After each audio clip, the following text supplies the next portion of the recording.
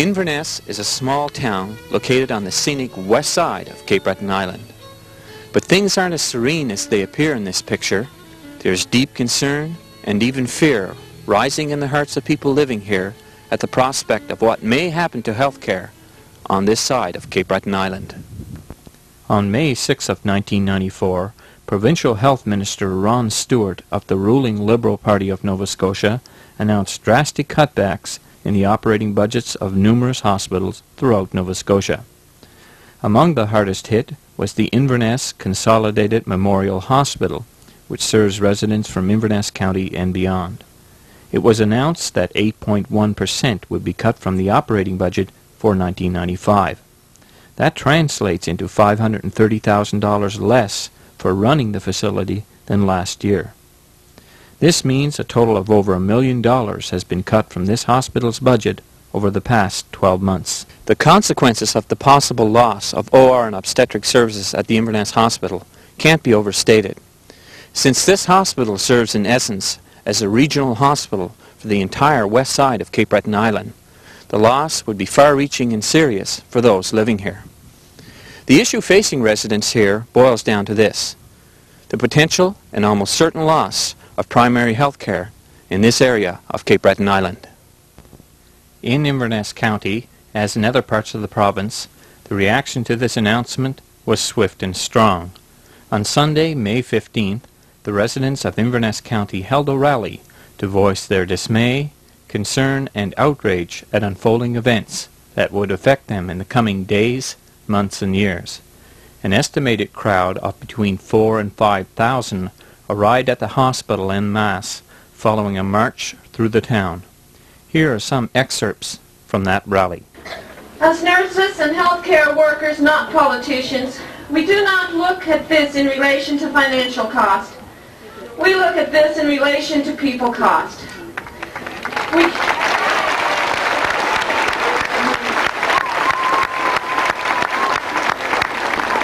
Most of us have had a health crisis in our family circle which would have proven fatal if we had not had OR or obstetric facilities available to us on an immediate basis.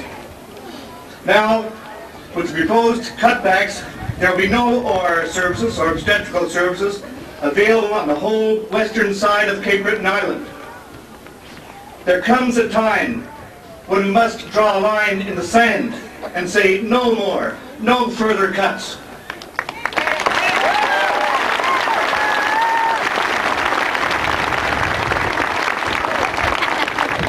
Don't forget that this hospital is a memorial. It's a memorial to the war dead, those who died for us.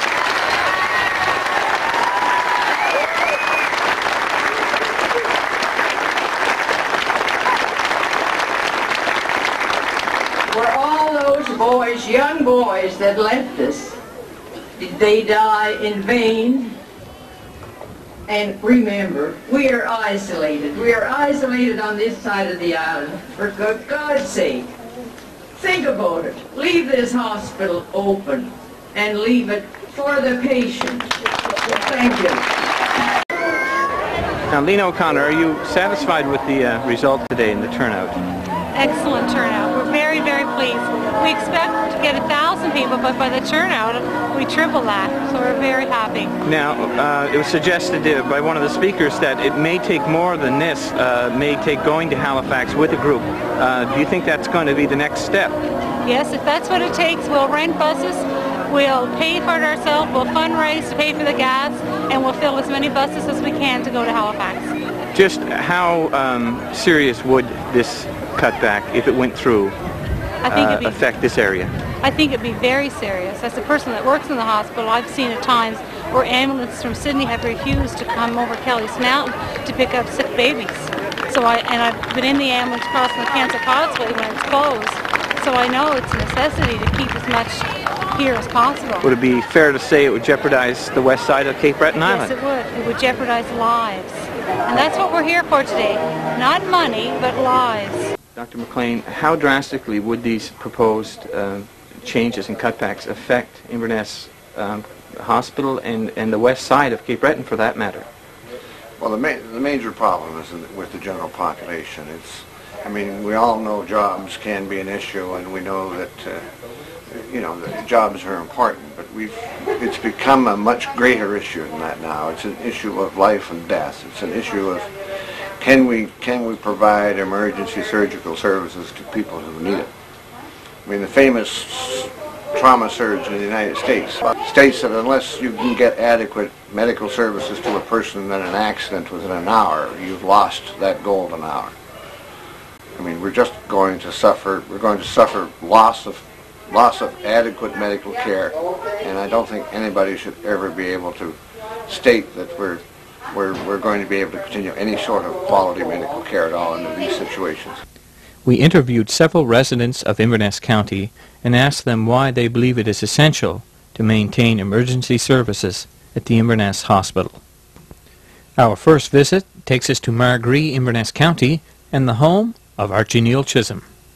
Well, when I speak, I will speak from personal experiences, because we've had 2 or 3 crises right in our own family where, had the Inverness Hospital not been within a short distance, death would have resulted. Even recently, my own son took a very sudden heart attack, and he was rushed to the Inverness Hospital, and I don't think that possibly he would have come out of it if he didn't get immediate treatment. On March 31st of 1994, Francis Taylor of Margree Harbour was rushed to the Inverness Hospital with a perforated ulcer.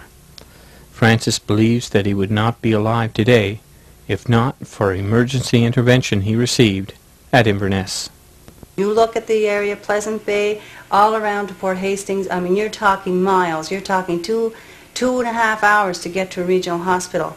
That means lives.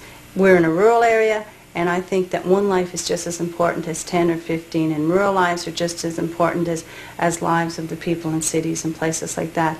And they have hospitals, and they have access to hospitals, and their lives are not in jeopardy. You close our hospital and cut back, and our lives are in jeopardy.